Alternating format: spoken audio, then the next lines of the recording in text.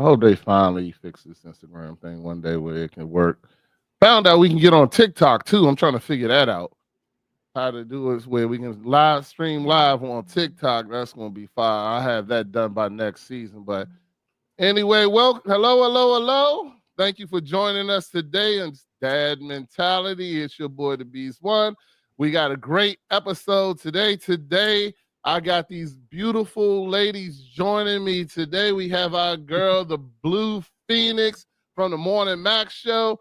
You can check her out Monday through Friday at 10:30 on the Morning Max Show with our girl, Althea McFarlane and Molly Moore. And then we also have one of my very, very favorite people to watch, who is Lady T.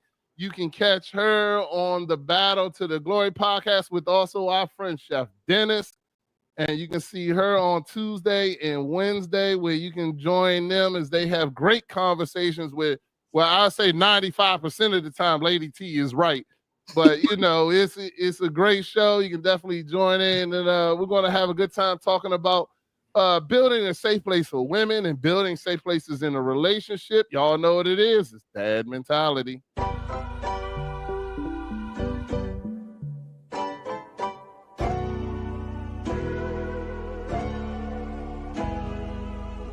What is Dad's mentality? What it is? The mentality of taking care of family.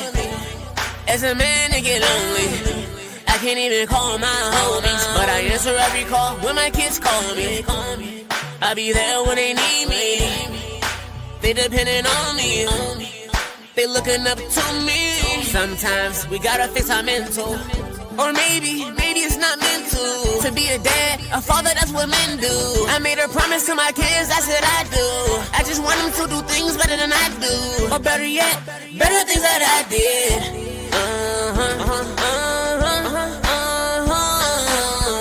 What is Dad's mentality? What it is? The mentality of taking care of family. As a man, they get lonely. I can't even call my homies, but I answer every call when my kids call me. I'll be there when they need me. They depending on me. They looking up to me. Welcome to the show, shout out to the coach. And Maddie Ice, Ice Cold Crypto. And each one, teach one. That's mentality, we just try and reach one. What is that's mentality?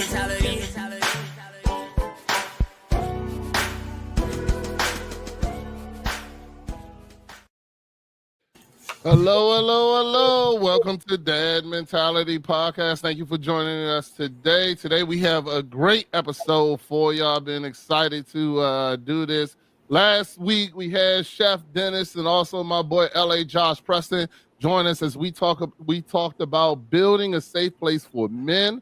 Now this week I brought in Lady T and the Blue Phoenix in here to talk about what it is to build a safe place for women. Also, as y'all can see, we are missing Coach. He will join us later on today and have a good time throughout the episode. But we're going to go ahead and get right into it. As you know, I don't do this by myself. Y'all would know this gentleman as the Diversified Hustler. You'll know him as the Ice Cream Man. You'll know him as Wealthy and Blessed. He is my boy, Matty Ice Cold Crypto. What's going on, Matty Ice? How you doing today, brother? What's good? What's good? Doing good on this great Monday, man. I appreciate you coming and hanging out with us again today, even though, you know, you're part of the show. But also, I knew when I wanted to do this episode that I definitely wanted to have these two ladies on the show. I was hoping my wife could make it this week also, but she was not able to make it. But this young lady, you can catch her Monday through Friday. She is a regular on the Morning Max Show. I always love when she joins us. Her personality, the things that she discussed and talks about, it always makes sense to me. So, you know, I always love having her on there, even though Althea be off on the left somewhere when she be talking about what she going to talk about. But I know that this young lady always comes with the great energy, always comes with the great advice, great everything. She also hung out with me this weekend when we went to Silver Stream to see our man Funny Man Green on the show and had a good time. I know as Louisa, y'all know as the Blue Phoenix. How you doing, Phoenix? What you doing? How you doing today? I'm good. Thank you so much for the introduction. I'm all right sometimes. I'm all right. I'm all right. I'm all right. I be having my moments. No, I'm joking. Thank you so much. Thank you for considering me for this episode. I'm really, really honored to be here. Thank you so much. I definitely appreciate it. Now, the other young lady that I'm going to introduce right now. Now, I've been trying to get her on for a while, but the first time she told me she was coming on and kind of flaked on me, but I still believe in forgiveness and love, and I understand that her schedule is busy. That's why I'm so excited that she was able to make it this week. This young lady, I met her from what was then called Who's Cooking with Chef Dennis. As y'all know, Chef Dennis is a regular here on the show. But his co-host, Lady T, is actually the real reason why I watched the show. So she always gave the great opinions, always kind of always tried to keep Chef Dennis in his right place whenever he go left, similar to what Louisa does for Althea. But this young lady always comes with the fire, the fury, lets you know what's going real. She tells you what's going to happen, no matter if you want to hear it or not. And she is definitely my favorite, Lady T. What's going on, Lady T? Thank you. It's an honor to be here, and I appreciate you even thinking of me. So thank you for having me. I appreciate you coming and spending time with us, hanging out as we get into the good topics. But before we get into those topics, what's good? Chow Bao says hi to everybody. He's out in Myrtle Beach, but still took the time to come join us on the show. But we're going to get into this week's mental health check-in. Here at Dad Mentality, we definitely believe that mental health is important. You should definitely talk to somebody. If it's not us on this show, get your pastor, get your therapist, get somebody to talk about, because mental health is something that we need to definitely take care of and invest. And we're going to go ahead and start with this week. I'm going to let Matty Ice go first. Tell us how he feels from 0 to 10 and what's going on, what you looking forward to this week. I'm feeling pretty good, man. I'm at I want to say a 7.5, 7, maybe close to an 8, but nothing really to complain about. Just want to get a day of rest, a little bit, but feeling good, man. Over the weekend, went out to a nice dinner for my niece, her 24th birthday. So we had a nice dinner out Annapolis at a nice restaurant that I've never been to before. It was pretty cool. It's called Cop or something. I can't even remember, but it was nice, a little wine restaurant, chill with the fam. When the church on Sunday, was able to see my wife. She's been doing some graduation celebrations for a program that she's in at church, man, over at the City of Praise. It's a Intrepid Hope University that she went through. So she they had another ceremony for that, and also all the graduates from high school and anybody who graduated who goes to the church, they got to walk across the stage at the church, get a certificate and different things. So that was cool on Sunday. And just got another good week of work this week, man. So grinding. So overall, man, I'm feeling good. No complaints, man. Life is good. Family as well. So 7.5, 8 this week, man. Just, just continue to push, man. Look, it's going to be a hot week this week. I'm just grateful that I don't have to work outside, So I work inside in the air condition. So, sending some blessings and shout outs to anybody who got to work outside this week, man. So I'm grateful that I'm going to be inside. All right. I'm going to go ahead and go. And right now, I was thinking about this last night, where I was and how I'm feeling. So I kind of feel like I'm at a good 9 right now. My score is actually pretty high. Work is work, and I kind of started trying to take work out of my consideration for my score, because work is going to be what it is. You know what I'm saying? And not, but being able to see my family, hang out with them, and do some things. I got to go to the Kendrick Lamar and SZA concert with my daughter. She's getting ready to go to Towson, and I'm really proud of where my kids are. You know, like even though we got this whole new war thing going on, my son is in the military in the Air Force. He's doing good. You know, he texted me, said he sent me something for Father's Day, and it didn't work out the way he wanted it to work out, even though I think I might have to do some other things to get it to work out. But you know, he still sent me something for Father's Day, and then he sent me the other day, he sent me another gift that he's sending me because that one didn't work out. And I just really feel special that, you know, my son, even though he's hundreds and hundreds of miles away, he's still thinking about his father. He still calls me. He still talks to me. We do our own check-in, you know, and stuff like that to make sure everything's good. But I'm blessed. And then my youngest is growing. He's getting ready to get into middle school. So, you know, I'm excited about that. And, you know, he's an athlete who's doing great. What's good, Molly? Of course, yeah, Beta, I got you. But, you know, I'm great on a lot of aspects. So, you know, my marriage is great. My lovely wife and I got to hang out, even though I never got my food at the restaurant that we went to, you know, at the comedy club, but I got to hang out with some very cool friends. I got to see my girl Gwen from the Gwen Factor, and Althea. I got to see Louisa. I got to see my man Funny Man Green, and we had a great time and just hung out. Even though I ordered food at 9:00 and still never got my food, it was 11:30. And I never got my food. You know, Louisa went up there and stole people's food. That's how bad the situation was. That's how bad the situation was to get food at this so-called restaurant, comedy club, whatever.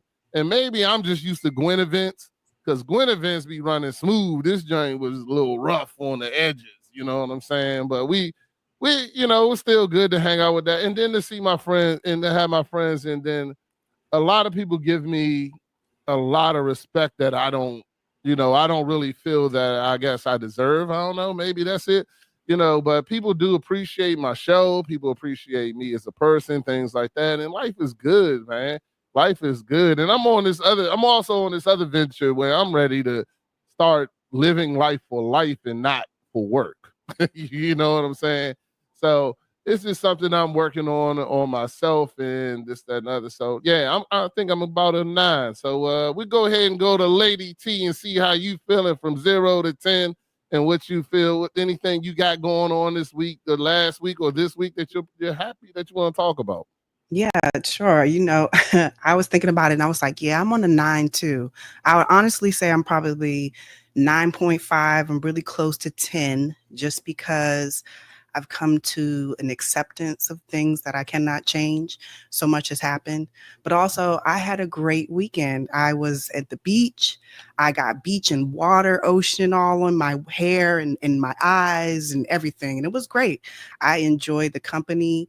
I had a great time. It was just like a kid again. My innocence came out. You know, it was me being a child and childlike ways of playing in the water and having fun laughs. It was great.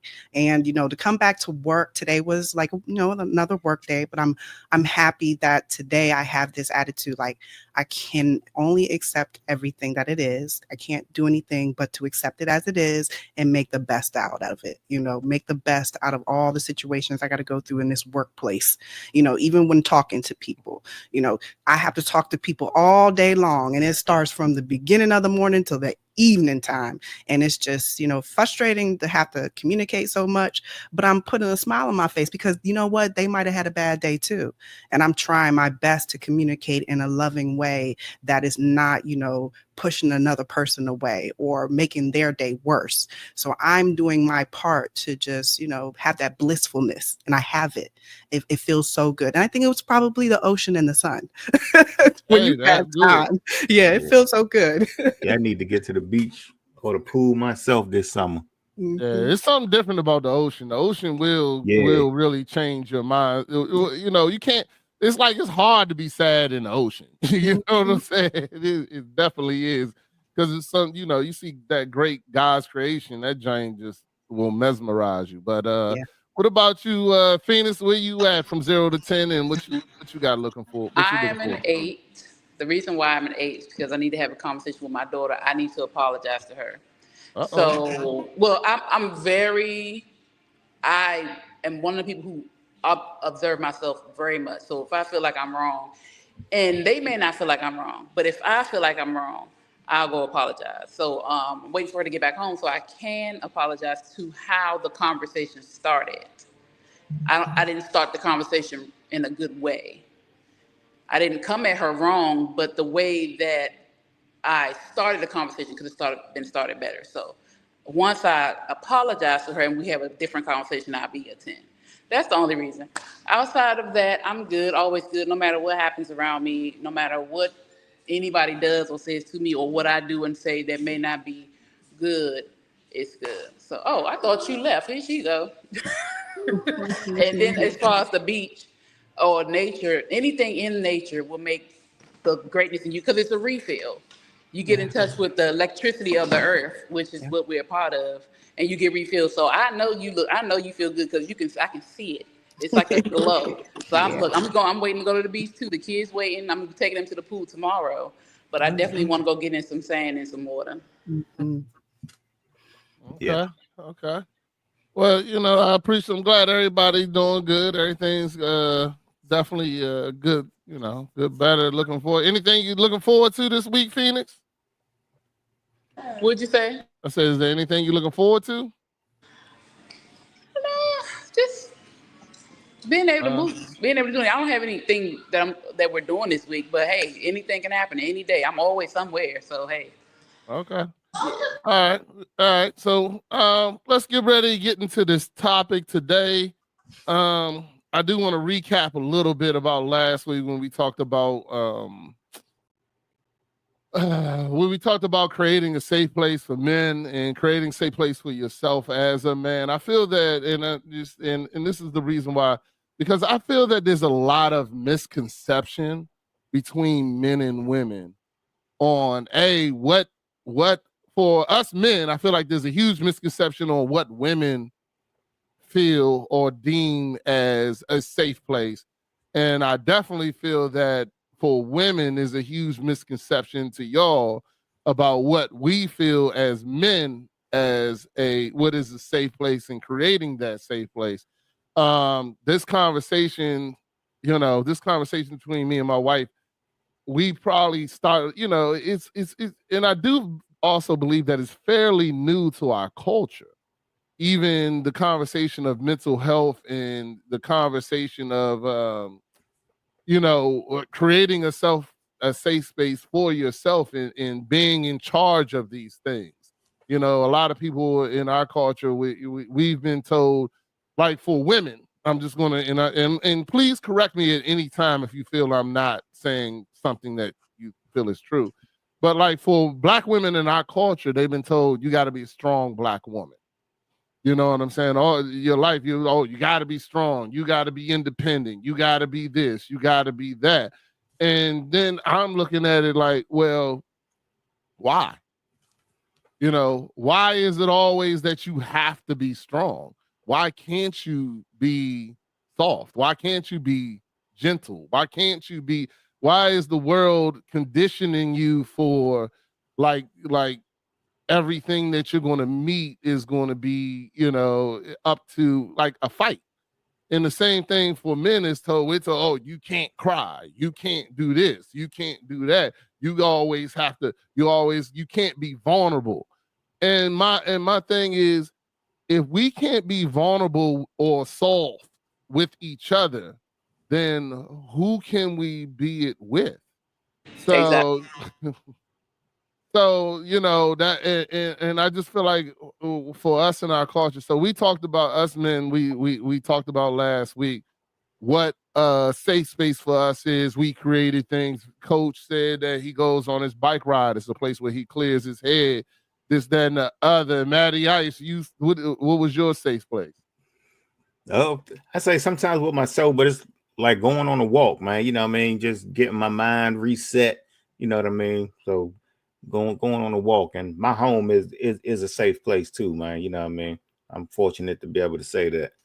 Yeah, absolutely. And for me, you know, the podcast is my safe place. You know, I control what's going on here, this, that, and other. I go on other podcasts and make them unsafe. You know what I'm saying? But nah, that's just a joke for all my people in the Morning Max show. But anyway, we're gonna get into it. So I'm just curious. I'll go ahead and start with Lady T and tell me, you know, is mental health. Do you feel mental health is new to Black women? And B, what is your safe place and how do you create it? So, I don't think that mental health is new to Black women. Probably, if anything, it's been open conversations about it. Most of the time in the past, Black women spoke in a way of a code. You know, we know the code when we're talking certain way and we know what we're saying, but now it's become more open, you know, where we're actually having a conversation about, you know, the acceptance of it. We all culturally are accepting of the fact that we need some type of, you know, mental health, because we hear about the strong Black woman, you know, way, but every woman is vulnerable. You know, there's vulnerabilities that we have to address and we have to nurture. And in order to do that, you have to be honest. You have to communicate it. You have to speak your truth and let out whatever it is that's on the inside. And so I think, you know, the culture for Black women is changing where, I mean, honestly, this is my personal opinion, but I remember in the past that Black women were more tight-knit than they are now. I think they are now more materialistically and not spiritually and united as Black women used to be in the past, because I grew up under a lot of Black women united together and they took care of family, and it was a community. You know, even if it was family, it was still a community with your neighbors and things like that. We don't really have that anymore. And so, you know, we're addressing it in a separate way, but we're still, you know, wanting to connect. And I think it's possible for a Black community cultural to get women to get back in together and unite the way we used to. But for me, I think a safe space is, you know, something for me, it's always going to be home. For me, you know, I create a safe space at home because home is where the heart is. You know, if you are loving your home, if you love your life, if you love, like, you know, everything around you, you will take care of your home. You will take care of yourself. You will take care of your family. And so home is my safe space, but it has to have everything I need. You know what I mean? I have to feel respected in my home. I have to feel supported in my home. I have to feel free to be myself, free to just be in, you know, my place that I can be me. And if I don't have that, then home is not it. Then I'll go somewhere else. You know, it's normally for me, I enjoy the things of, you know, creative, you know, if I want to sing, if I want to dance, if I want to, you know, be around people, that is where my heart is, because my heart is open to enjoying the freedom of blissfulness and happiness. I want to, you know, give it to other people and I want to have it for myself.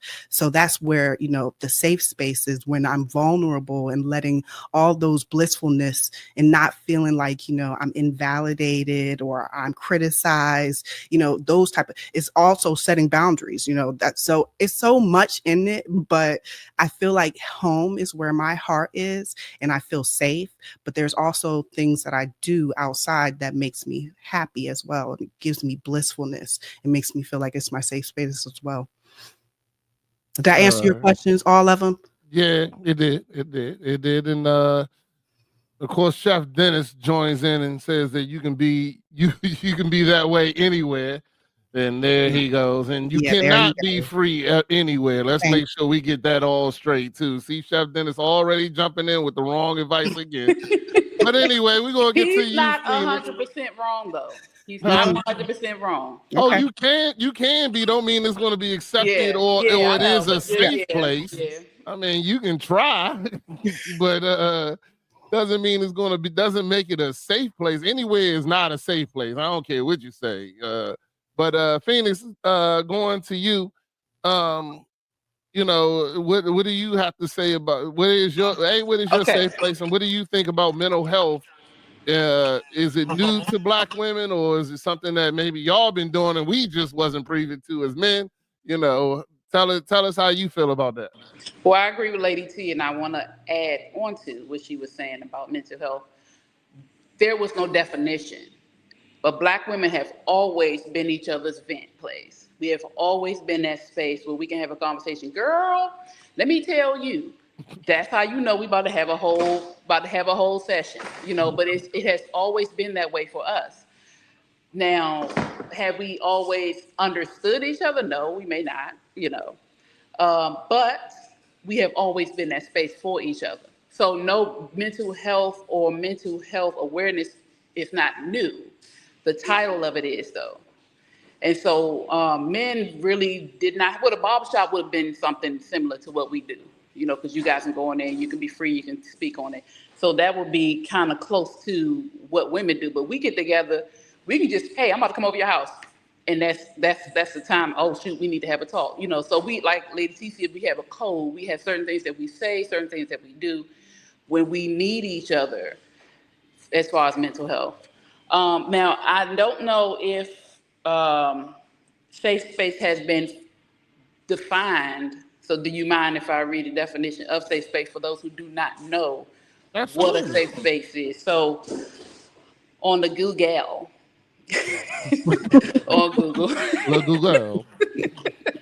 a safe space in the psychological context is a physical or virtual environment where individuals feel secure enough to express themselves, their opinions, and their identities without fear of judgment, criticism, or harm. It's a place where people can be vulnerable, share their thoughts and feelings, and take interpersonal risks without the expectation of negative consequences. So going off that definition, go ahead, because I already know what you got. Go ahead. Going off that definition,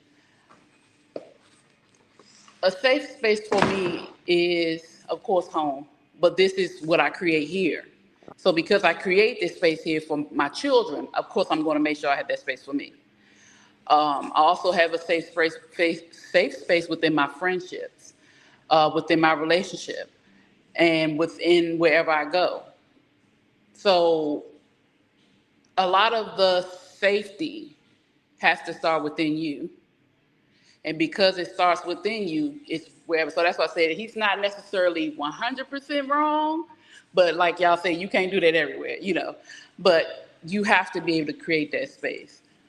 So for me, it's home, friends, family, some family, not all, because you know some of them be tripping, and in my relationship. Yeah. Okay, all right. But Mattias, did you have anything you want to add or ask or say anything about what they just said? No, not really.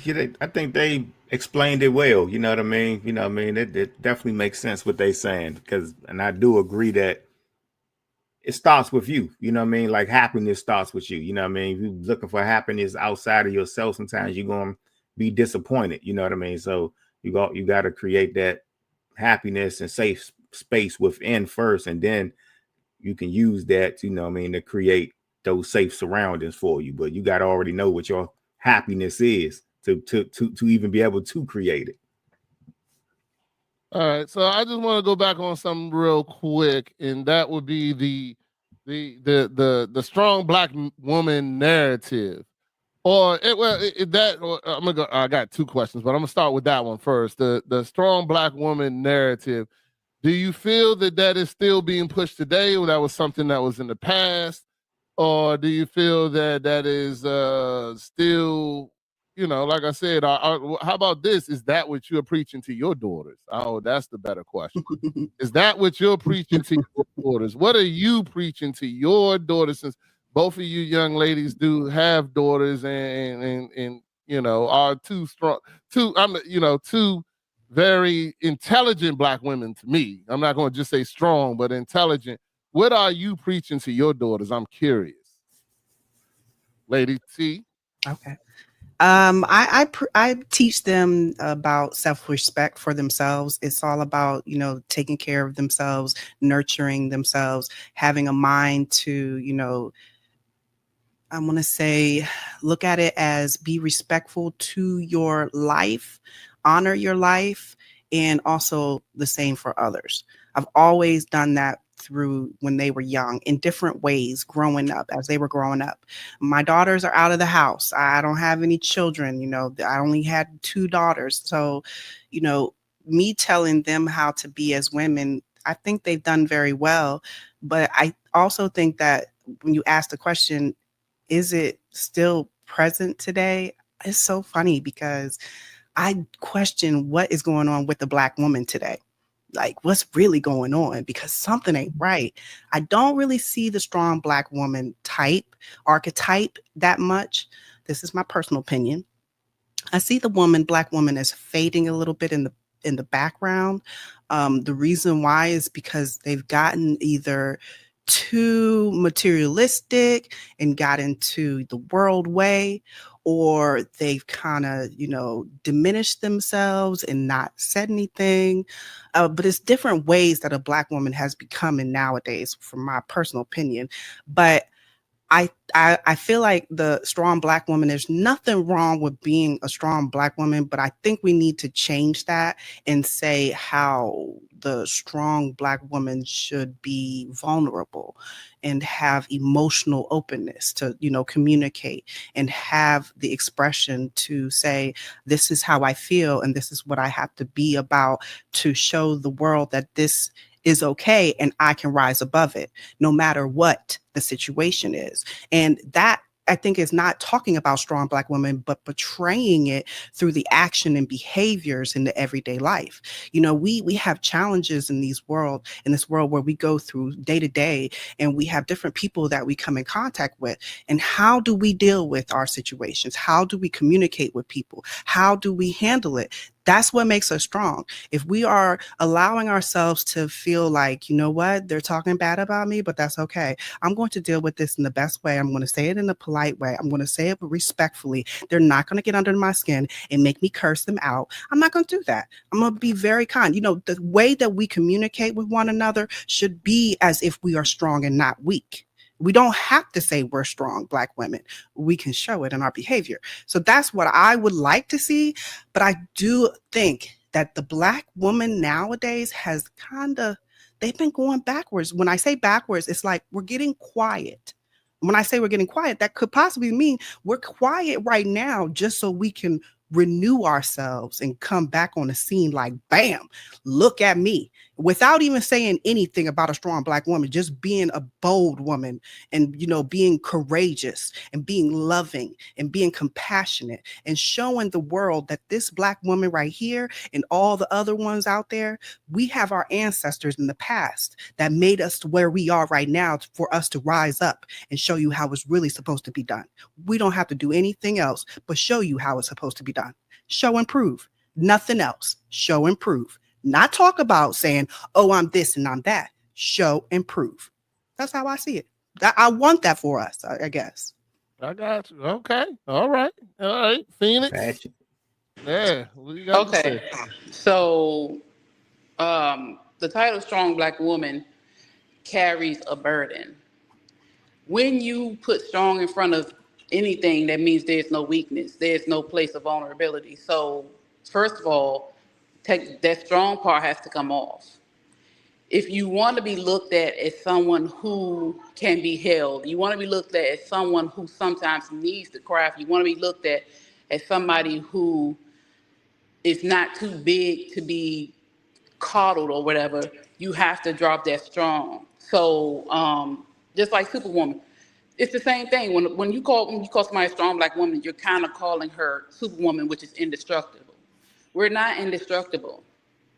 And it's not fair to say that. And it goes the same with, I compare men and women a lot because we're very similar, though it may not seem that way. Emotionally, spiritually, we are very similar. If a man can't be looked at as someone who has vulnerabilities, but he does, the strong Black woman is looked at the same way. So we have to drop that because we are vulnerable. And I don't want to be called vulnerable. And I damn sure don't want to keep hearing the word resilient. Resilience is when things keep happening, you keep standing up, keep getting up. Fuck that, excuse me. Excuse me. I'm not, though I have constantly gotten up from things and I have survived things, and I'm no longer in that space. I am thriving. Therefore, I'm a virtuous woman where I can cry and still beat your ass if I need to. You know what I'm saying? I can be here. You can lay your head on my bosom if you need to, and then we can get it on later on. Like, I'm all of these things that you need from me, but I also need those things in return. So I'm not a strong Black woman. I'm a woman who is Black, and I'm vulnerable, and I'm virtuous, and I'm here. So we need to drop that strong Black woman. And I wanted to respond to what Lady T said about the Black woman. It's not that they're not here. We're not shown. So only exposure that Black women have is the ratchet, money grabbing, you can't pay my bills, you can't get no booty type of woman. But that is in every culture. That is what is being exposed. Right. That's what they're showing women as gold diggers. But us, the type of women that you have on this panel, the type of women that we know are out here, our girlfriends, our family members, our daughters that we are raising, because I do not play that with my daughters. Mm-hmm. And we're here. We're just not shown, because if the true nature of us is shown, it will shut down all this BS, all this gold digging mess, all this BBL, all these surgeries. If they shown what real women look like and how real women carry themselves, it will shut down the entertainment industry. Mm-hmm. So we're out here. We're here, and we're not quiet. We just not put out there like the ratchetness. Not put in the forefront. Yeah, but we damn what you hear. Yeah, that's exactly one of the things that we talk about on this show as men, that, you know, like all these fathers that ain't dead, like we don't know.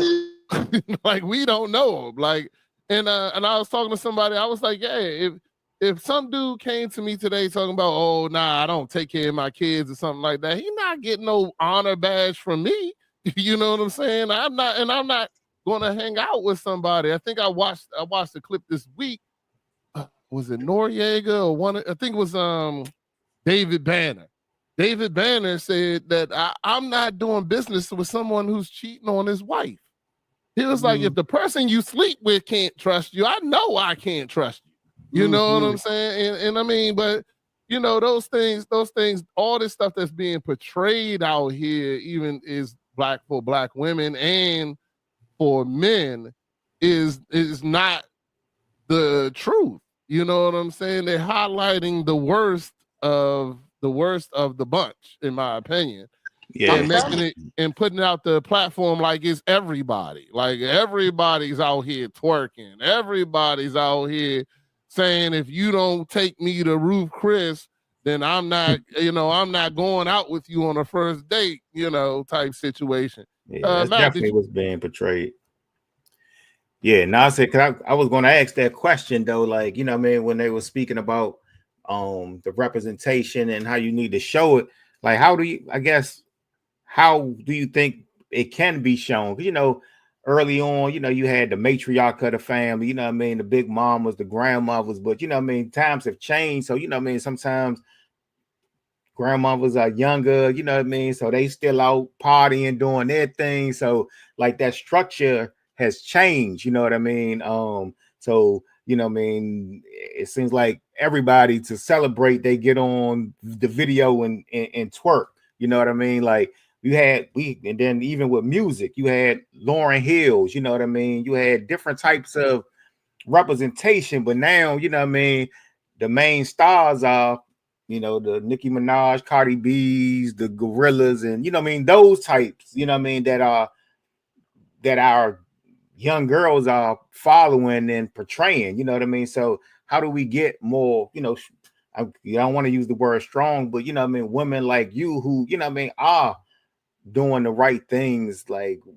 how do we get that picture out there? That's not what they want to show, and we gotta get more of our young girls who necessarily don't have maybe a strong, like a mom in the home or that representation around them to see women like yourselves, you know what I mean, to have something more positive to follow, because that's all they, see. So they think that's what they supposed to do. You know what I mean? And that's so true. Real quick, Maddie, when you said something about Lauren, my daughter, my 15-year-old is actually listening to Lauryn Hill right now. It's so crazy. Oh yeah, because I love me some Lauryn Hill. Yeah. We do what our grandmothers used to do. We become everybody's parent.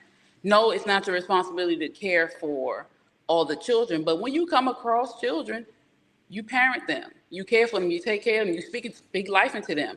I have had so many children come through my house, my daughter's friends, my family's children, just neighbors.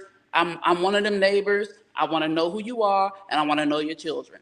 Because if I see something, I'm going to tell you. Or if I'm able to protect them, I'm going to do that. We have to take that position.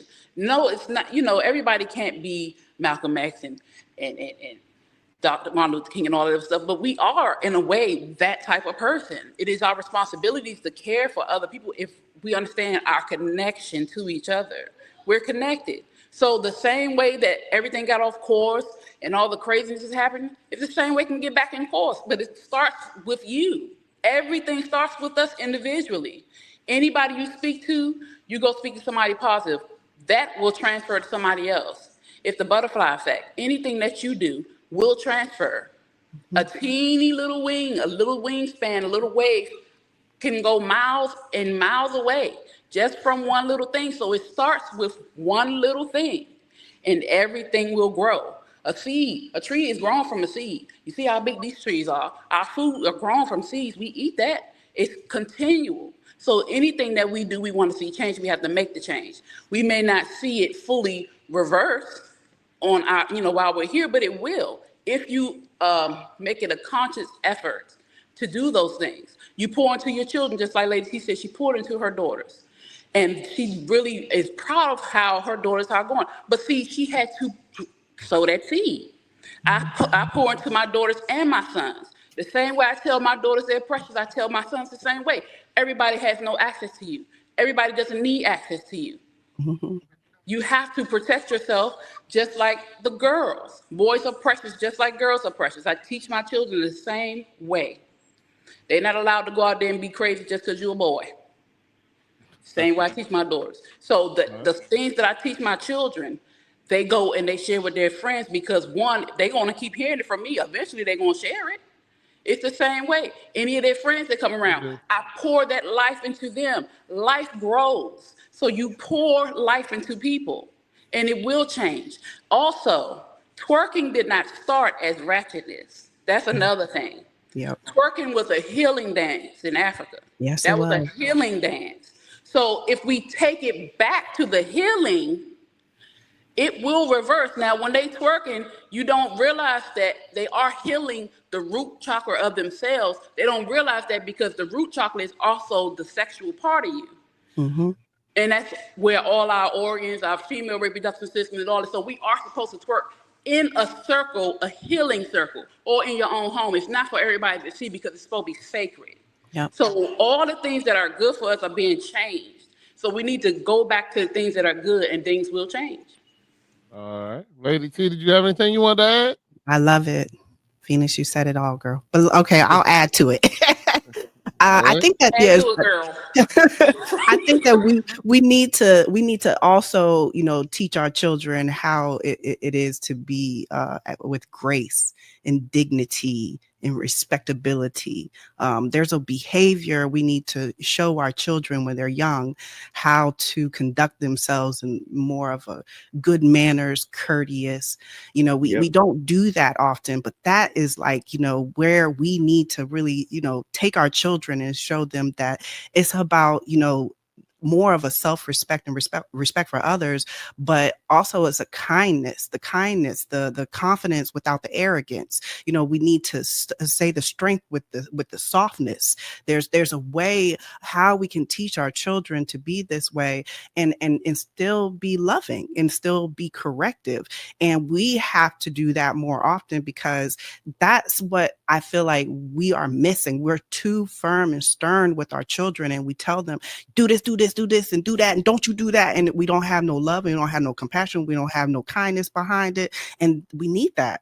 That's how we grow. We grow and nurture through love. And if you don't give that in your words and your actions to your children at a young age and show them how it is to be, when I say grace, I mean, it's like giving people the grace of being who they are, human. We all make mistakes. We do things that we're not supposed to. We have to say, I forgive you. You made a mistake. I'm going to still love you. I'm not going to be mad at you and criticize you, put you down. So there's a way in the behavior we have to learn as women. I'm going to say women, and Black women too, just because of the fact that we are too strong sometimes, that we correct and not give love and not show love to our children at a young age. Because once they have it at a young age, they're going to continue to grow into it and become like a flower. They blossom. It really helps to have our children be taught the right way of learning how, modesty. I'll say modesty, a modest way of living where you're not being extra with your body. You're not being extra with your words. You do not have to put people down and criticize them. You do not have to talk behind their back and talk bad about them. There's a way that we could do it. And we're not doing that. We're doing it in a wrong direction, which is getting our children really confused and not knowing how they should be in this world, and to help themselves and to help their social environment. So I just wanted to add that a little bit. Absolutely. Y'all ladies got the comments on fire. Everybody saying, they say we definitely need more Phoenix and Lady T days. I hear you. Real quick, sorry. Yeah, go ahead. It starts with our children, because of course you can get them young. Like Lady T said, it is important to teach grace and not have expectations of people. I like the fact that you said that we accept people for who they are. That's hard for a lot of people to do, because you have an expectation of how people are supposed to be, or you think that's how they're supposed to be. But when you drop expectations of people and actually see people, you'll realize, well, I can't fool with them, but, or I see what they're trying to do, so either I'm going to stay in this space here with you and try to help you or be there for you, or I'm gonna just go this way. So when you drop that expectation, or them rose-colored glasses, because that's usually what it is, you really can, it's better for you, because you're the only one with the expectations. They don't know it. Yep. They don't know that. And you ain't doing nothing but hurt yourself. You hurt yourself. Yep. And also, we teach our children, but we also need to start teaching the women. Mm-hmm. It's our responsibility to get on each other. We don't do that because, sometimes, who you talking to? You, baby. Come here. Let me hug you. And it's not always going to go that way. But there is always a way to speak to somebody, since we talk about women, there's always a way to touch a woman and they don't feel like you're coming against them. Because all criticism is not bad criticism. Right. You have to have an observing eye and know how to look at people and know how to touch them.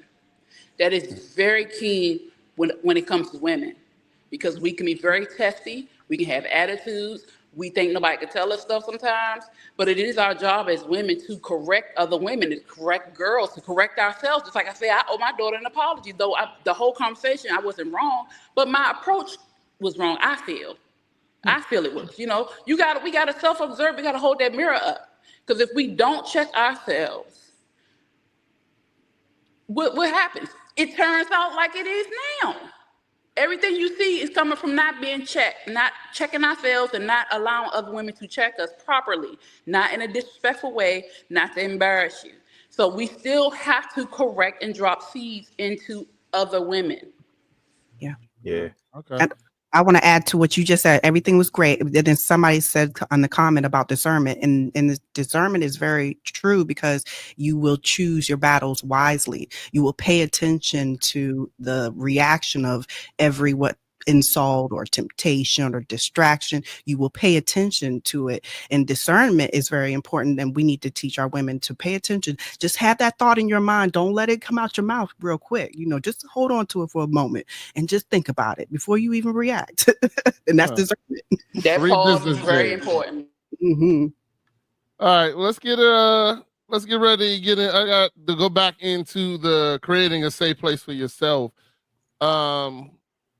What do you feel that the people or everything the world is putting out there that is making it dangerous for us to create a safe place? Like, what is the biggest danger you think that's out there for women and creating the self place, creating the mental health place, and how do you protect it? How do you protect your safe place from those dangers? I'll go with it. I'll let Phoenix go first. I always pick on Lady T first. I'll let Phoenix go first this time and tell us how you feel. I've been thinking about that question since I saw it earlier. The dangers, we are the dangers. Point blank. We're the reason why it's dangerous. It doesn't matter who's around. So you can't really point blame or put blame on other people when it comes to your atmosphere. Mm-hmm. You have control of that atmosphere. You have control of that space. So if you feel that your safety or your peace or your, that place is not safe or dangerous, you have to fix it. Now, out here in this world, it's nothing I can do about what these fools out here doing. Nothing I can do. Because one, I have no control of anybody but me. So there's no danger, you know what I'm saying? Like Molly said, cyberbullying, men really attack women online. All that stuff you have control of because you can cut it off. Right. You absolutely can. You can cut it off. And I know he's trying to be funny, but I know he is.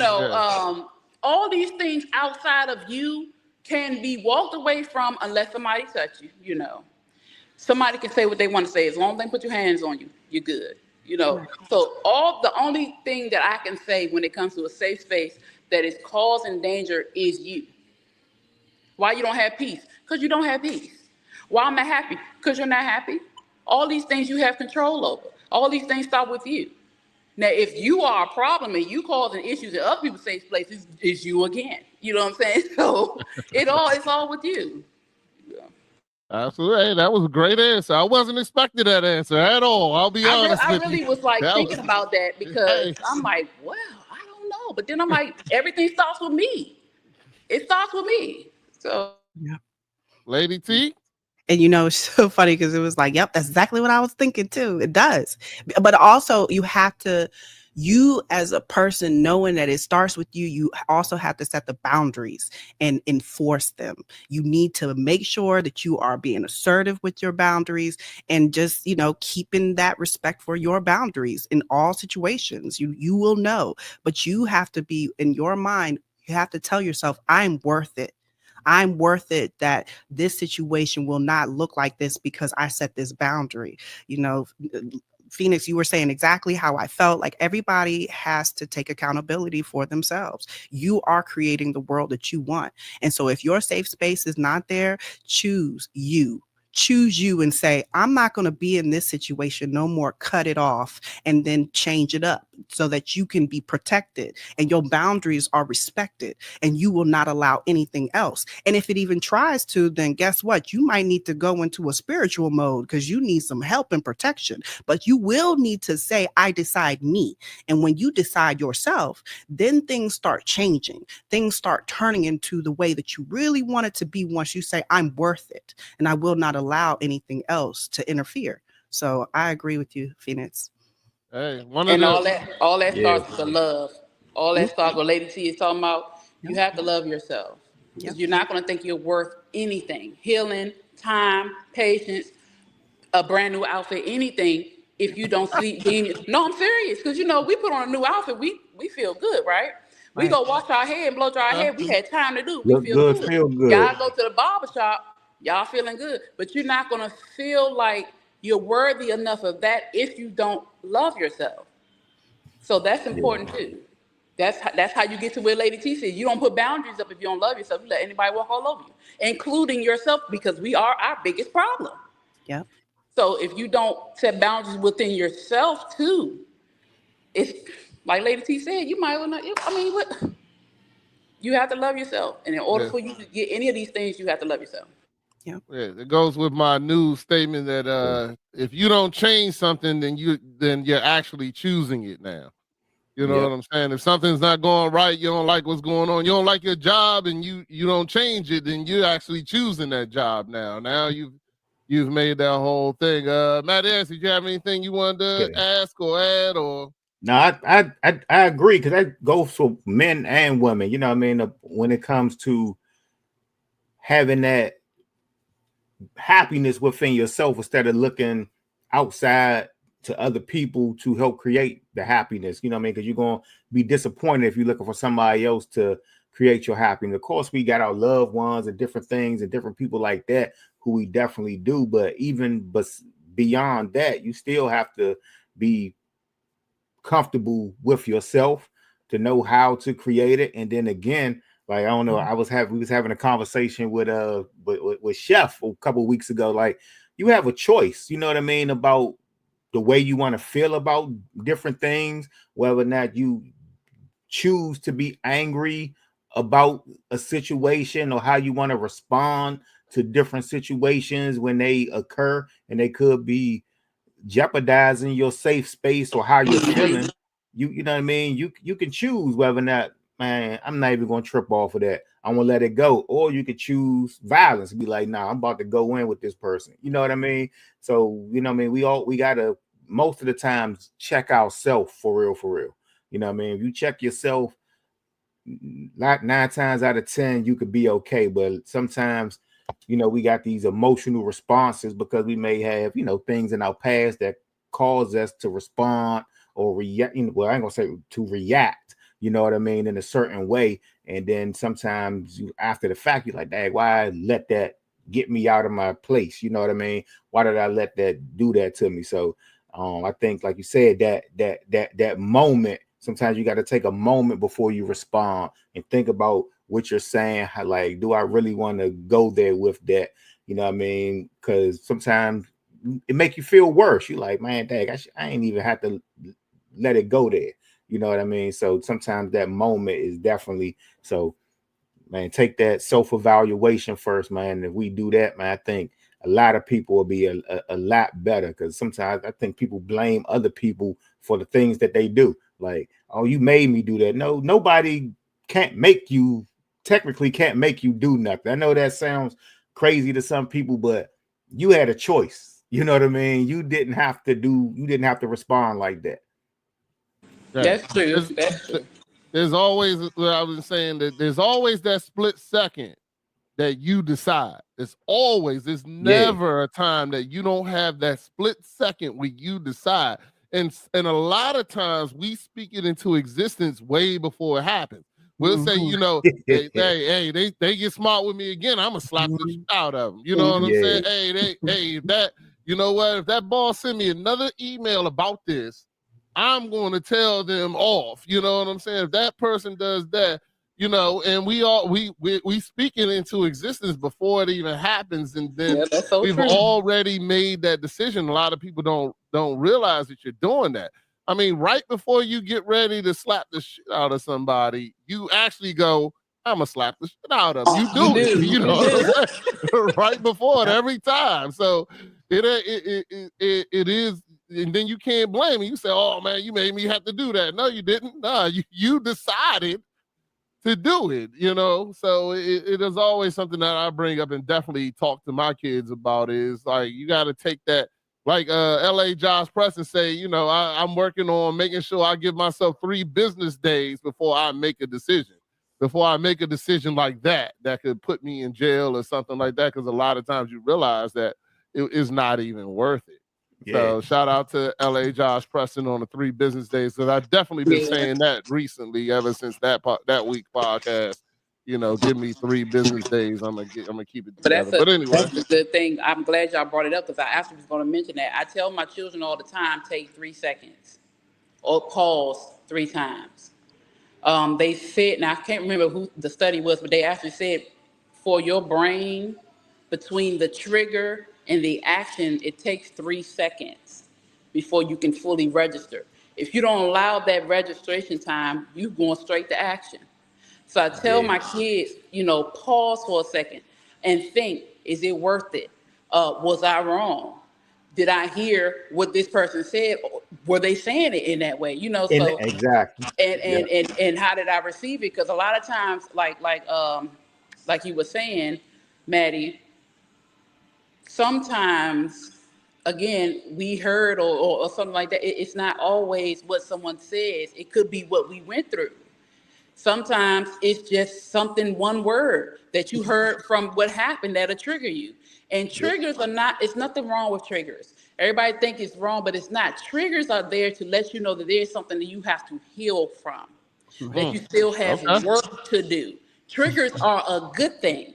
Though they may have a bad response, they are a good thing because it lets you know that there's still pain there. It's a representation of pain. It's awareness, though. It hurts. It sends you off, but a lot of time anger, the base or the foundation of anger is pain. The foundation of fear is usually some type of pain or something somebody said to make you think before, So a lot of times those triggers are just something that's saying, hey, I'm still here. You got to deal with me. I'm not done. I dealt with that. No, you dealt with the top part of that.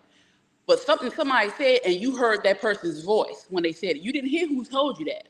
You heard the other person's voice. So that's all it is with the triggers. That's why it's important to pause. And I like the 3 business days thing. That's really cool because I really do think about that and think before I act. Because one thing I tell people all the time, why I have not been to jail, because I think first.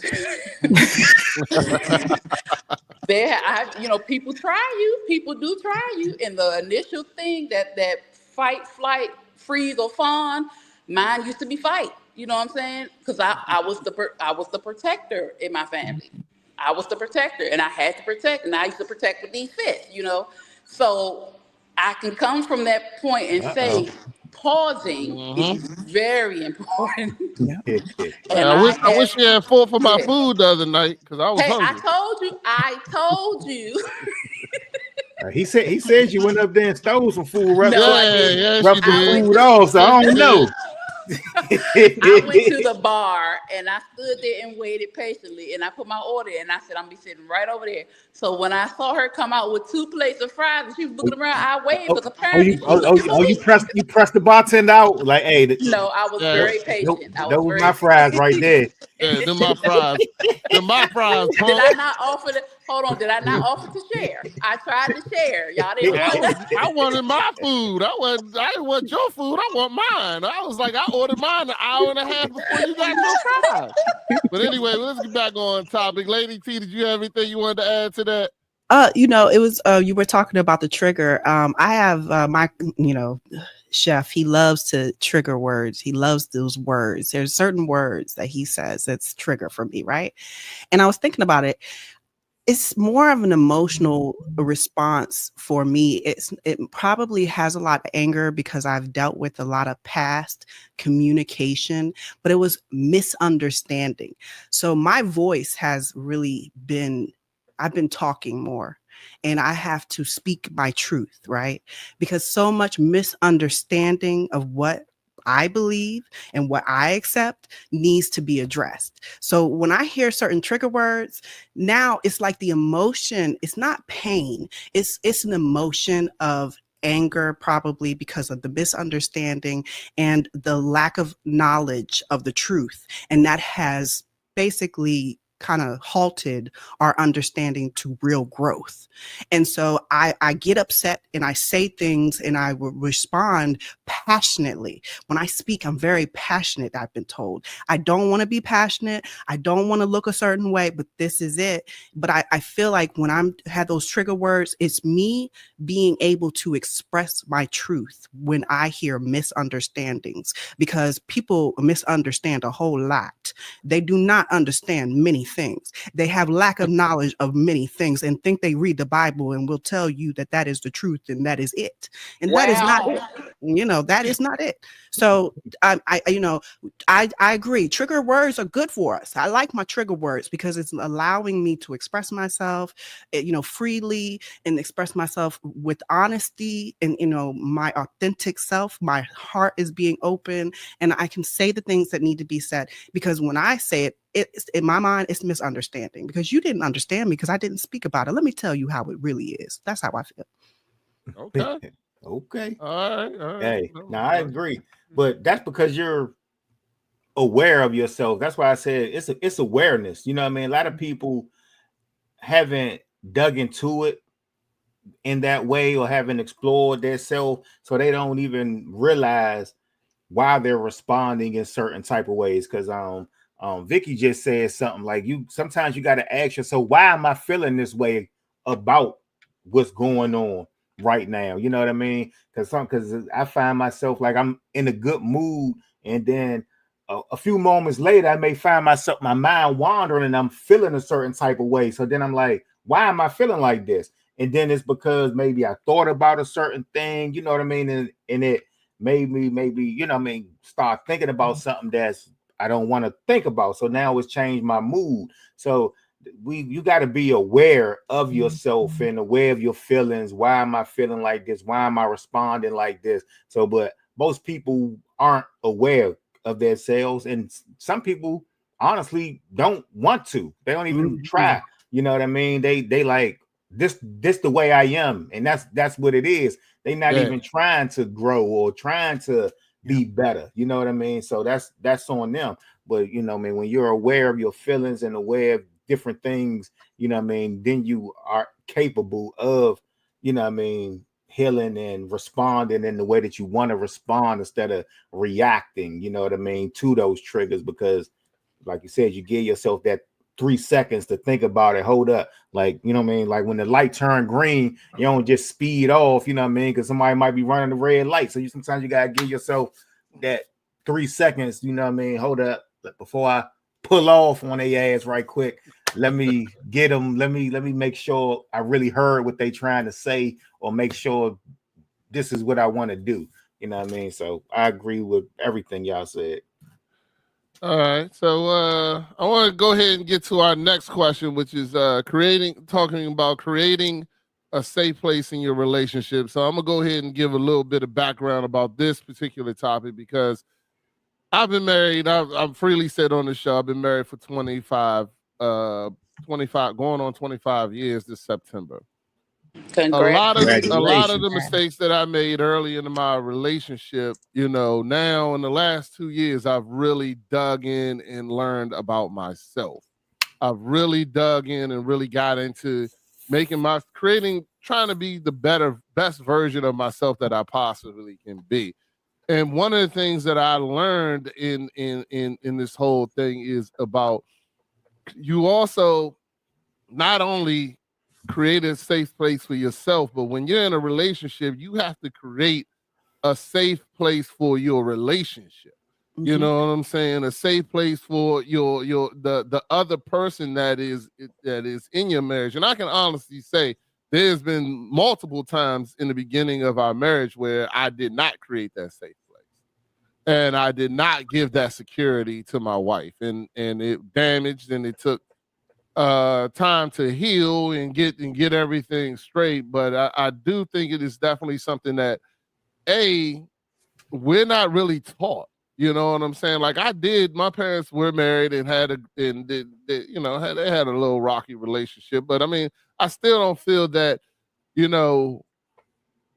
even now I haven't had a conversation like that to my kids. You know what I'm saying? And I think a lot of people don't even think about that, or don't know about that, or don't which, you know, especially, and I mean, I'll be honest with you, especially men in our culture, men in our culture, and I'm just talking about us, you know, we don't talk about our relationships other than, hey, you got a girl? Yeah, okay, you know, y'all together, everything good? Yeah, that's the end of that. You know what I'm saying? And there's no real conversation about, you know, because, you know, when we go to each other and we'll complain about each other, but we don't talk about creating that safe place for each other. And I just wanted to see if that's something that y'all experienced growing up, and then also how do you create a safe place in your relationship? We'll go with let's see, Lady T. We'll go with you first and see. Hey, is that something that your parents even talk to you about? You experienced? You feel that you had to learn from, or you feel that we as a culture still growing to even understand what that is?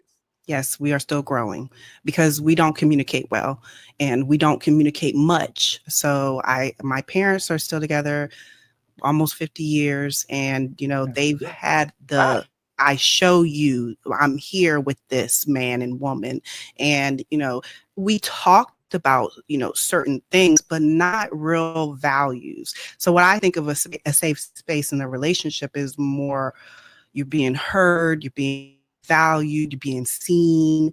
You know, you can really trust that person has your emotional honesty and integrity in their, you know, in their hands, and you can trust them.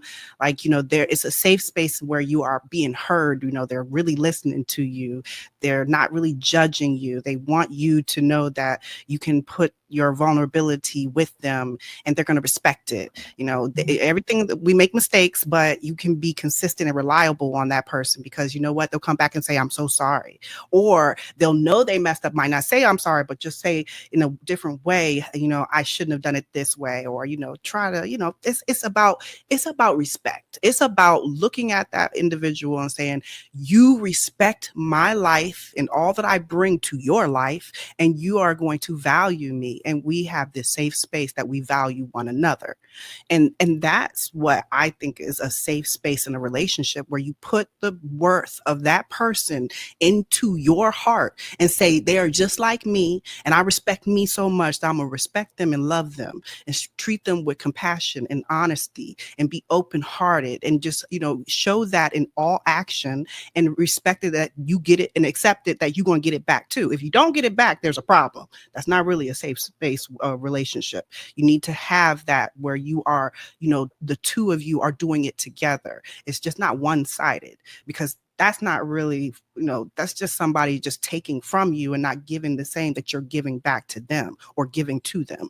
So I think I answered one of your questions. I'm sorry, but what was the other question? I just said, is it something that you were taught? And then I said, well, how do you create that safe space for in your relationship? Okay, well, I'll say one last thing. So I have had a problem. So I'm not in a like marriage. I probably am the only one that's not married in this group, but I've had my marriages and I did not manage conflict very well. And so that's one thing that I feel like, you know, creating a safe relationship, a safe space in your relationship, is being able to create some type of way where you can manage your conflict, where you're not yelling, you're not character attacking, you're not, you know, putting each other down. Those things that we can do to hurt another in conflict, you have to, you know, manage your conflict better. And for me, I've learned that that is something that I've grown out of and grown into, that I am becoming more respectful to the individual when there's conflict.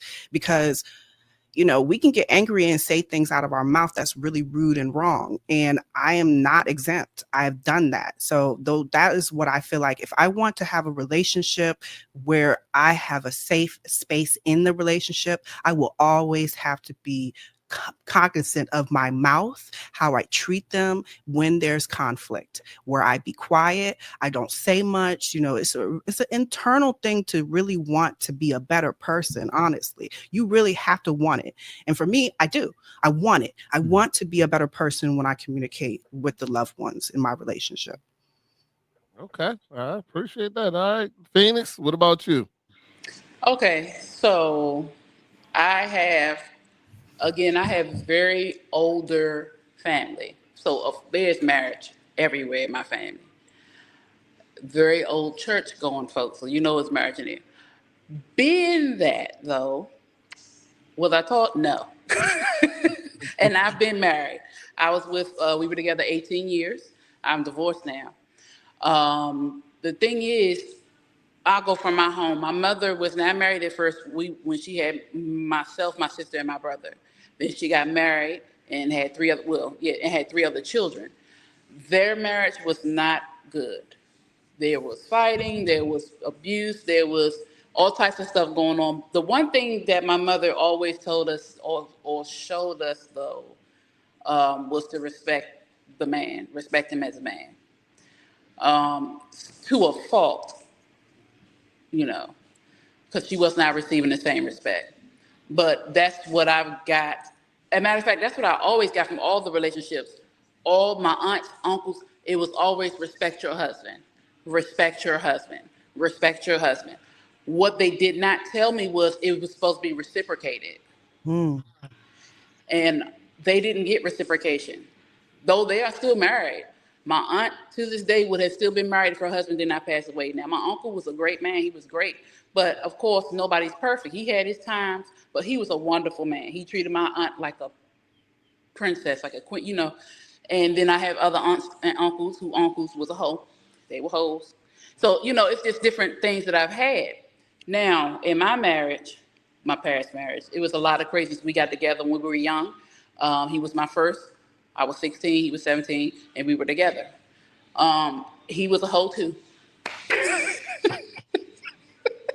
But because I loved him, I didn't disrespect him. Yeah, we fought.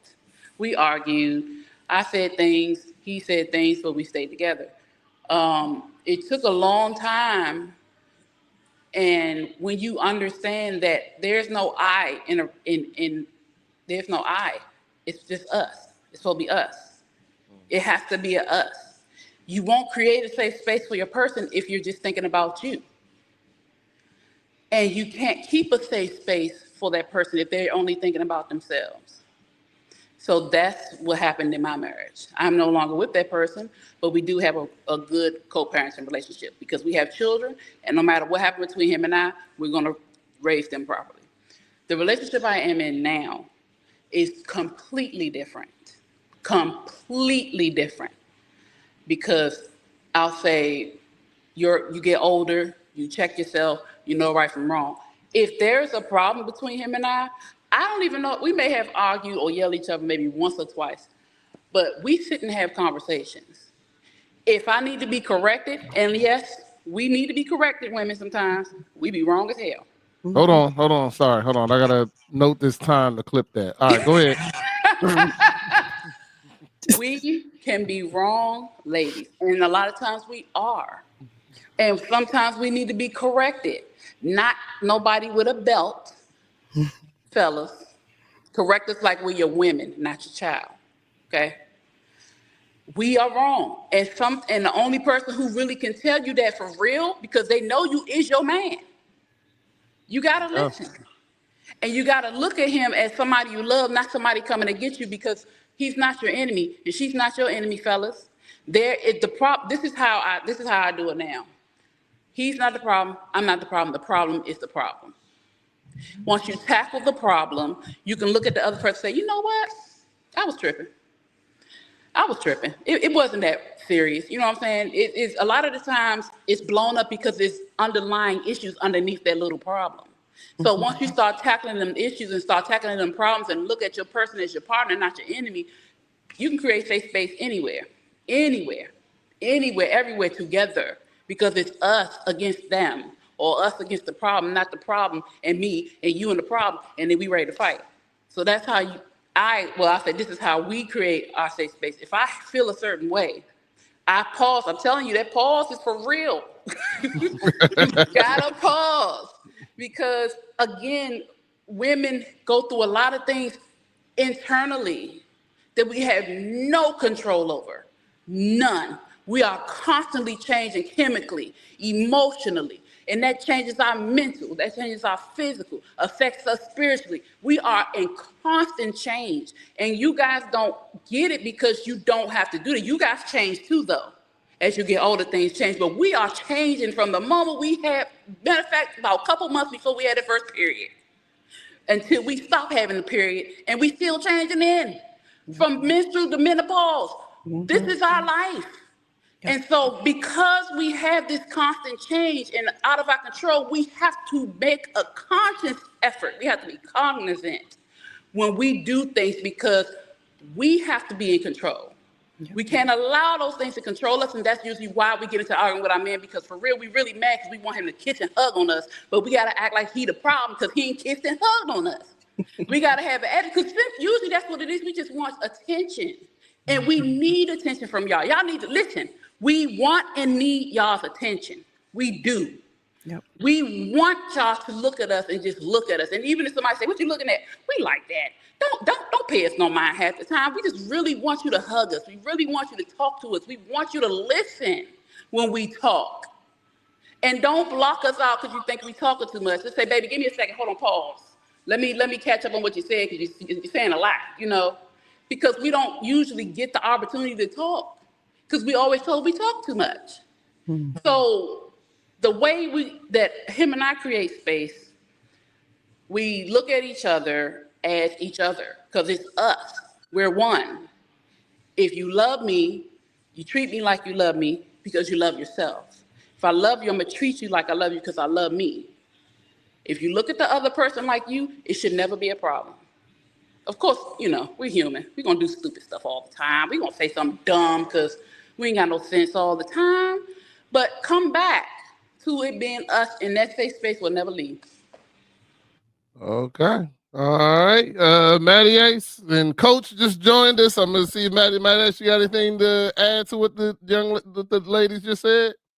No, I get it. You know what I mean? You got to love yourself, and like you said, love that other person for who they are, and you know what I mean, and know that most of the time it's not out of spite or anything. You know what I mean?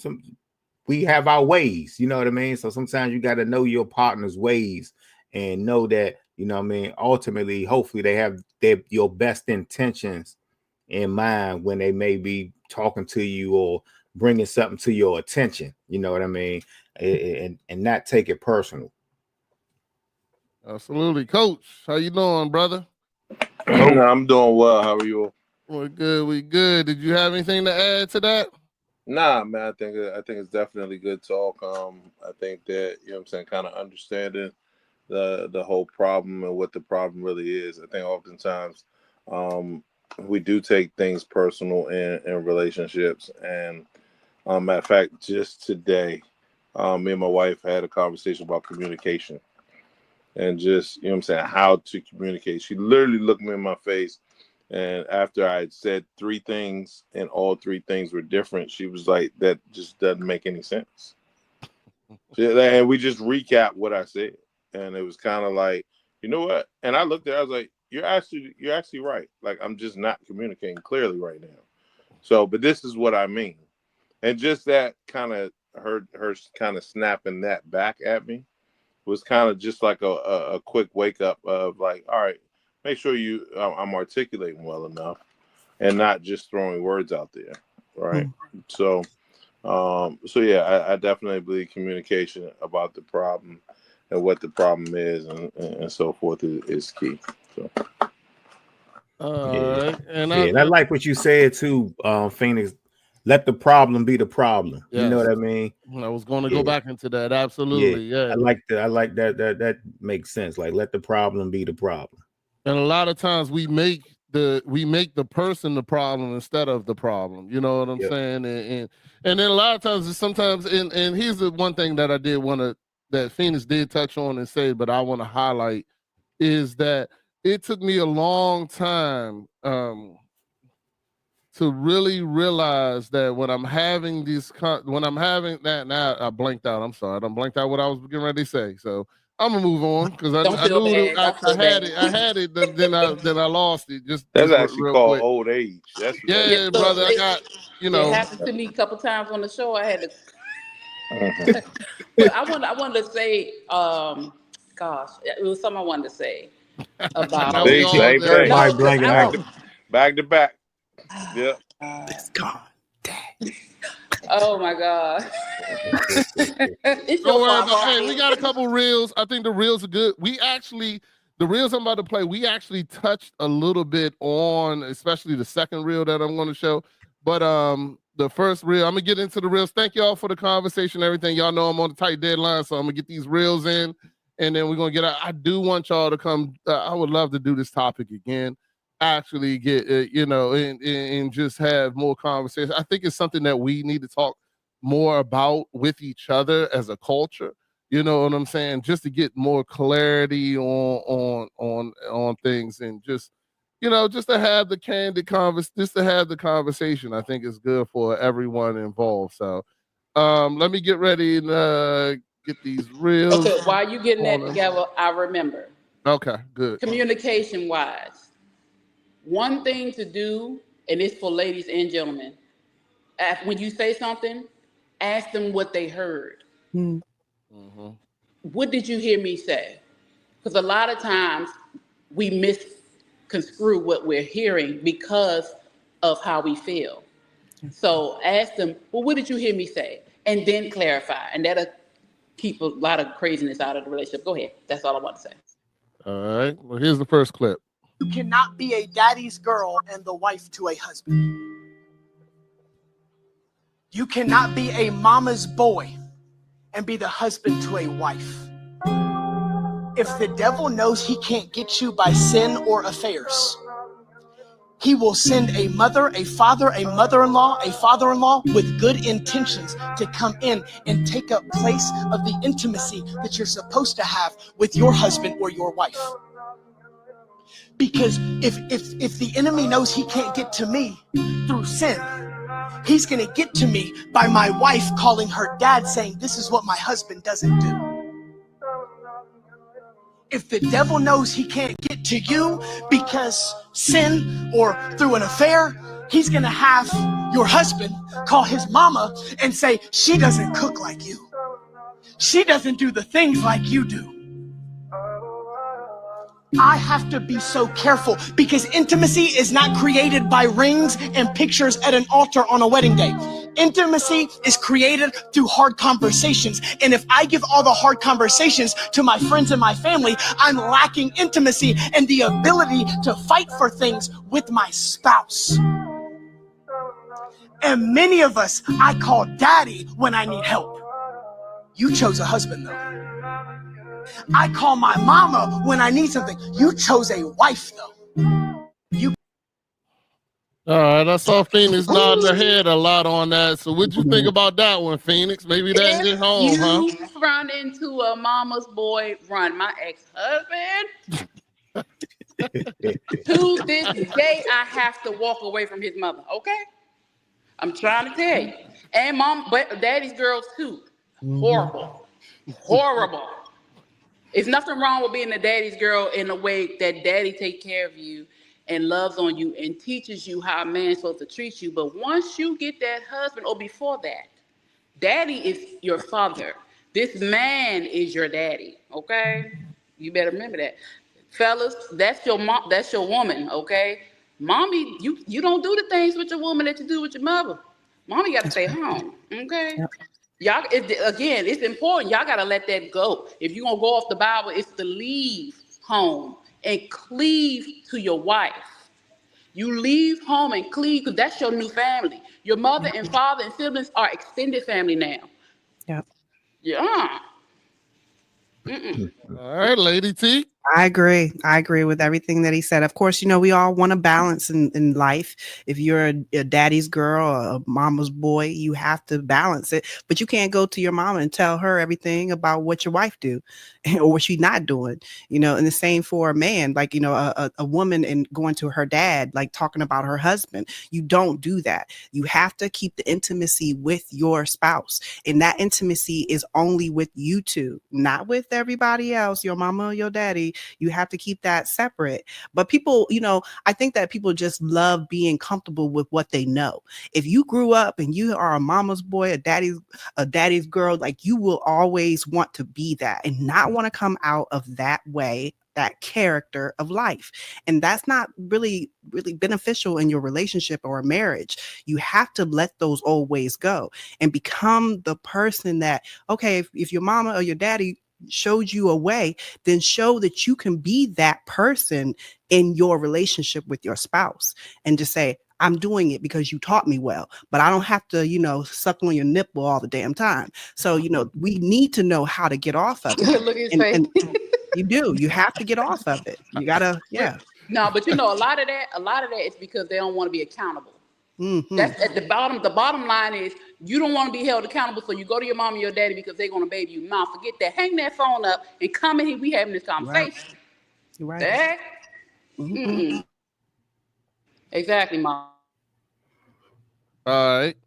So Coach, I'll go to Coach next. What did you think about that?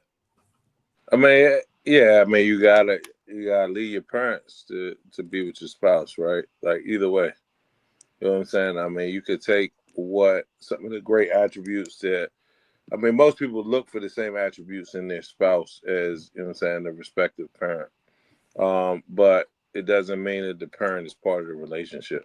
So you got to separate the two. So, because, one day your mama not going to be there. You know what I'm saying? More than likely, your mama and your daddy going to be gone before your spouse in most cases. So, it's just a matter of respect growing up and actually leaving them. And for some, it's hard, right? You know what I'm saying? Depending on whatever that family dynamic was growing up. It can be a little difficult, but if it doesn't happen, it definitely will impede the relationship between you and your spouse. So, all right. Maddie? Yeah, definitely. And then, it's you got to know that, but then also, like, if your parents, if they have a great relationship and they gonna let you know, what you need to do, and that come to us, they not gonna create a division. You know what I mean? Those the mamas who still trying to hold on to their son because maybe they don't have a relationship of their own or whatever. But they're gonna let you know. They should let you know. But then going a whole different way, that's also protecting your safe place and protecting your relationship. You got to be careful who you bring in and who you go to and look for advice. You can't let everybody know what's going on in your household. You know what I mean? Because everybody doesn't have your best interests in mind. You know what I mean? So that's kind of my thought on it. It's just protecting your safe space. Don't let everybody know what's going on in your household. Every time you and your mate have a disagreement or not seeing eye to eye, you don't need to run to somebody all the time about every little thing that's going on. Yeah. All right, absolutely. All right, I got one more video, and then we get this in this great episode. But we definitely gonna have to rehash this again for sure. Here we go, and hold on. Oh, it's on. Well, I ain't said that. Hold on. Y'all hear it? No. No, I don't hear nothing either. What is the mic's on? Hold on. All right, let's try this. I'm gonna start it up. Pull it up again. Maybe something happened.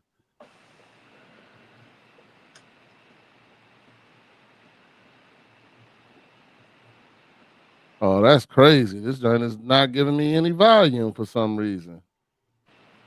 I guess that's letting it go. I like this one too. Do you remember what it was talking that about? Wall Street Trapper? That's what it looked like. So it's basically all right. So the basic of the video is just going into the fact that when you're in a relationship, you're both coming from two different worlds. And it's going to take having that real tough conversation, the conversation of learning about each other's world so you can understand it. You can't just go into a relationship and go in your vision of that person. You have to take the time to actually learn that person, study that person, understand that, and then that's how you can create a real safe place for that person, because I know what my wife's triggers are. My wife knows what my triggers are. You know what I'm saying? But then you also have to make sure that you keep that safe place for that person. Knowing a person's vulnerabilities and then using them against them is the worst thing that you can do in a relationship. Knowing that person's vulnerabilities and keeping them sacred is what you're supposed to be doing in a relationship. So, I mean, y'all can just agree with what I said. I'm really disappointed that didn't come out, because I wanted that. I like that video a lot. I wanted that one, but and plus, it's just something. So I'll say it. That was something that I definitely had to learn. And we talked about last week in our conversation, was that it's not only about it's important to know your own triggers, but it's also hugely important to protect the triggers in your relationship. You know what I'm saying? So, if you know that your woman has a problem with, or even for me, I have a problem with people leaving me, this, that, and the other. My wife has to go through more steps. When she's going out of town, she can't just leave this house. You know what I'm saying? Or else I'm going nuts while I'm here. She has to take more steps, because she knows that is my trigger. She knows that those are the things that, she has to know. She knows when she leaves, she has to give me a hug and kiss and everything. When she's out, when I call, she's got to answer the phone. Like, if you don't answer the phone, then I'm over here panicking or whatever case. And when she's come back, she's got to show me that same love. And that is just something working with my trigger. So, yeah, no, it's just more about creating a safe space for the other person. I don't know if anybody want to add anything to that. So. Yeah, I agree. You know what I mean? And I don't know. This is probably just going off subject. I'm grateful, because I'm not sure how I could learn, like somebody new, you know what I mean? Like, because, as you get older and you meet somebody new, everybody already got baggage, you know what I mean? I've grown to the person that I am, and me and my wife, grew together, you know what I mean? So we, like you said, the triggers, that person, but, when you get into a relationship later in life, you don't really, you don't really might not know the truth about that person. So it takes time to learn it. And I think people don't have the patience to learn their mate, you know what I mean? Especially when you just meeting somebody, or, getting into a serious relationship later in life. So you got to take some time to really make sure you know the person you getting involved with. Okay. Ladies, y'all got anything you want to add in? Lady T, no? I'll say for me, yes, I'm learning the person. It takes time. I'm learning all the history, taking the time, being intrigued in their life. And it is a journey, because I'm older and I have a lot of baggage in my history. So does he, right? And then I have to learn the baggage part, and I have to respect it and keep it where I'm not going to say anything about it. I don't have an opinion, but, I have to just be there and be kind and be, mindful of whatever it is that comes out of my mouth, or the questions I may have. And it's something. That's all I can say. That being in a relationship, or trying to learn a relationship early when you're older, it can be difficult. It is difficult. So I'll agree with you, Matty Ice. I'm going to say it's difficult because we tend to be stuck in our ways, and we don't feel like it's worth the time to do that. But a relationship, especially a marriage, has intention. And in a marriage, that is the place where all those issues that you have are supposed to fall off. That's why it feels hard. Your wife or your husband is your mirror. So those things you try to hide, and those things you run from, and those things that hurt, they're going to make those things come out. And it's not that they're doing it on purpose. It's because that's your person. And your person is supposed to want the best for you. You can't be your best self if you're still dealing with that stuff. So if you're married or in a long-term relationship, the job of that is to help you heal from those things that hurt, to help you heal from those things that are stunting your growth. So that is what you're supposed to do in a marriage. And you heal together and you can go conquer anything. That's what's supposed to happen. So I like the fact, Rodney, that you brought up how you and Vicky work, because she's helping you deal with the abandonment issues that you have. Yeah, absolutely. And because she doesn't just say, oh, you're doing too much, but she says, okay, you know what? He need me to hug him a little tighter. Let me do that. He need me to call him, let me do that. And in doing that, that's helping that little boy in you, that teenager in you, that young man in you. Because eventually she's not going to have to do that. Of course, you're going to want your hugs and kisses and booty rubs, but it's not going to be something that within you is like, oh. That's going to eventually wane off, because your wife we're helpmeets for a reason. Yeah. You're our Absolutely. protectors for a reason. You carry the provision, we help you get there. And you can't get to that place without healing each other or assisting, because we can't do the work for each other. You got to do it yourself, but we're there to hold your hand. We're there to make sure you have what you need. We're there to make sure you're good. That's what a marriage is. And a long-term relationship is, we tend to forget that. That's why it's hard. It's supposed to be. Compromise is hard. Submission is hard. But that's what you're supposed to do. And that's why we don't have patience when you get older, because what the hell am I doing this for? You're doing it because you care. And because that person is actually you in a different form. That's what it's supposed to be. Absolutely. Well Absolutely. said. Anybody got anything else? No, I ain't relearning nobody at this age. You're not relearning nobody. That's what I said. Yeah, heard for real. Yeah, right. I couldn't do it either. I don't know. Yeah. At this point, I'm just being 1,000 with you. Y'all got years of marriage, so understandable. I'm gonna say you ain't going nowhere. I'm still learning my wife, and my wife is still learning me. Well, we change. Hey, You know what I'm it's saying? constant. We change, like you said, constantly. But Yeah. I want to thank you all for coming and joining us today and having this conversation. It was definitely a great conversation. Great show. And as you can see, if you want to see more Phoenix, you can catch her on the Morning Max show Monday through Friday at 10:30 a.m. Lady T, you can catch her from the Battle to the Glory podcast every Tuesday and Wednesday at 6:30. And you can definitely hear some of the great things that both of these ladies have said. I knew that when they came on here, this would be a great episode and a great show for everyone who was listening. You had the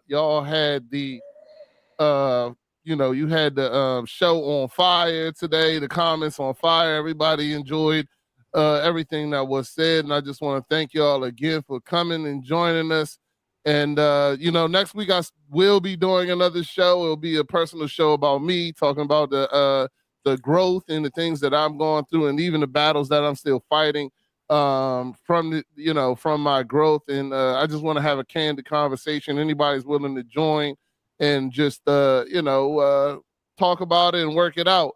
But ladies, once again, thank you again for joining us. And it was another great episode. God bless. Good night.